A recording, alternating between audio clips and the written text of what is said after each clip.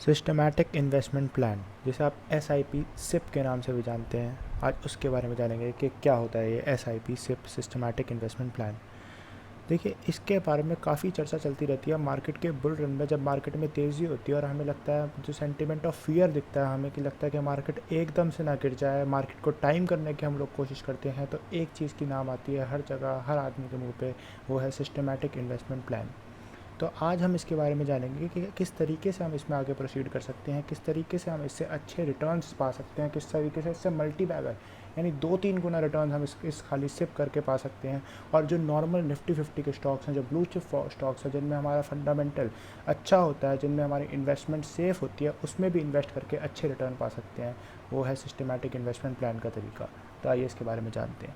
सबसे basic points इसके जान लें तो इसमें क्या होता है, हमें मार्केट को टाइम करने की ज़रूरत नहीं होती। Need not to time the market.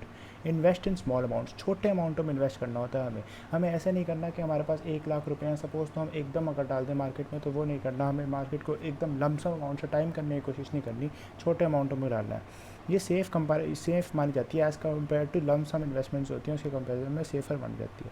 और उसमें रिटर्न्स जो होते हैं वो प्रॉमिसिंग होते हैं। अगर एक बार आपको सिप करने की आदत पड़ गई ना, डिसिप्लिन आ गया, दोस्तों मेरी बात का यकीन मानिए, आप और तरीके से मार्केट को टाइम करने की या ट्रेडिंग करने की कोशिश ही छोड़ देंगे, जिसमें लॉस होने के चांसेस बहुत ज़्यादा होते हैं। तो आइए आगे देखते हैं कि प्रोसीड कैसे करें हम सिप करने में। तो अगर जैसे हम मान लेते हैं कि कोई एक आदमी है शाम, उसके पास 1 लाख रुपए हैं, तो एक साथ मार्केट में 1 लाख रुपए लगाने में, सपोज़ वो चाहता है कि वो इन्फोसिस खरीदे उस 1 लाख से, तो एक साथ 1 लाख रुपए का इन्फोसिस खरीदने से अच्छा सिप कहती है कि उस 1 लाख को 12 अमाउंट्स में, या फिर जब तक आप सिप को कंटिन्यू करना चाहते हैं उतने अमाउंट में डिवाइड करें। हम शाम के केस में क्या करते हैं, उस 1 लाख को हमने 12 इक्वल अमाउंट्स में डिवाइड किया, जो कि करीब करीब 8,000 से 8200 रुपये, या फिर 8,000 से लेकर 8,200 रुपीज़ बैठता है। तो इस तरीके से उसने प्रोसीड किया सिप में। अब क्या किया, वो बहुत कंसिस्टेंट था और एक ही स्टॉक को, यानी इन्फोसिस को, बार बार 8,000 रुपये की वैल्यू के आसपास बाय करता था। और उसे बाय करने को उसने 12 महीने तक लगातार बाय किया, और आगे देखते हैं उसके साथ क्या हुआ। पर इस सिप में एक बहुत चीज़ इंपॉर्टेंट है कि हमें डाइवर्सिफिकेशन ज़रूर करनी है। कोशिश करें कि यहाँ पे शाम के एग्जांपल उसने डाइवर्सिफिकेशन नहीं करी, अभी उसने खाली इन्फोसिस खरीदा, पर कोशिश करें कि डाइवर्सिफाइड पोर्टफोलियो बनाएं जब भी आप सिप कर रहे हैं, तो उससे आपका रिस्क और भी कम हो जाएगा। और बाकी डिसिप्लिन इज़ मस्ट। आपने सोच लिया कि अगर आपको 1 तारीख को कोई स्टॉक लेना, तो आपको 1 तारीख को ही वो स्टॉक लेना है, या मंथ की किसी भी एक डेट पे आप सोच लीजिए, अपना मन पक्का कर लीजिए कि इस दिन मैं इस स्टॉक में SIP करूँगा, तो आपको उसी तरीके से आगे बढ़ना है। और आप उसके जो रिज़ल्ट्स देखेंगे तो आप एकदम अचंभित रह जाएंगे, चौंक जाएंगे, इतने अच्छे रिज़ल्ट्स SIP से आप पा सकते हैं, जिसमें आपको मार्केट को टाइम करने की ज़रूरत नहीं है, मार्केट की नॉलेज होने की ज़रूरत नहीं है, और आप फिर भी अच्छे रिटर्न्स पा सकते हैं, सिर्फ अच्छे ब्लू चिप बढ़िया कंपनियों में इन्वेस्ट करके। साथ ही साथ वो कंपनी इन्फोसिस, जिसमें शाम ने पैसे लगाए थे, वो डिविडेंड भी देता था। अब देखिए शाम की इन्वेस्टमेंट, शाम ने पिछले 1 साल से इन्फोसिस में इन्वेस्टमेंट किया। एग्जाम्पल है इन्फोसिस स्टॉक का, ठीक है। तो अगस्त में उसने 950 के भाव पे इन्फोसिस चल रहा था, तो उसने 6 शेयर लिया अगस्त में इन्फोसिस के, जो स्टॉक उसे लगभग 6,000 से थोड़े कम पे, यानी 5,700-800 के पड़े। तो उसे तो हर महीने 8,200 रुपये लगाने थे, पर उसने पहले महीने सिर्फ 5,700 रुपये लगाए। उसने एक एस्टीमेट बना रखा था कि हर महीने में इन्फोसिस के 6 शेयर लूँगा, तो इस तरीके से वो आगे बढ़ा। फिर सितंबर 2020 में स्टॉक थोड़ा सा करेक्ट हुआ इन्फोसिस का, 950 से 919 के रेट पे भाव पे चढ़ा, और उसने वहाँ पे भी 6 शेयर लिए। अक्टूबर 2020 में स्टॉक में दोबारा तेज़ी आई, और उसने 1,054 के भाव पे लिया। नवंबर में 1,057 के भाव पे शेयर को लिया। ये सारे शेयर के रेट जो हैं 1 तारीख को, मंथ के फर्स्ट डेट पे, या फिर अगर फर्स्ट डेट को हॉलीडे है तो सेकंड या थर्ड डेट पे, जब भी मार्केट दोबारा खुला है, तो मंथ में जब भी पहले दिन मार्केट खुला है, तो उस दिन के रेट्स हैं ये सारे। उसने नवंबर 2020 में 1,057 पे लिया, दिसंबर में 1,144 रुपये पे लिया। जनवरी में स्टॉक का प्राइस फिर भागा, 1296 हुआ, फिर उसने दोबारा स्टॉक को लिया। Irrespective of the rate of the stock, बढ़ रहा है घट रहा है, उसने स्टॉक को लिया, कंसिस्टेंटली लिया, डिसिप्लिन वे में लिया, और पहली तारीख को लिया। हर बार लिया, हर महीने लिया। फरवरी में देखिए 1281 था, थोड़ा सा स्टॉक करेक्ट हुआ, फिर भी लिया।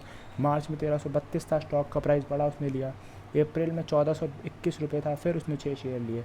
मैं उसके कंसिस्टेंसी और डिसिप्लिन आप देखिए जी, हर बार 6 शेयर लिए उसने, ठीक है जी।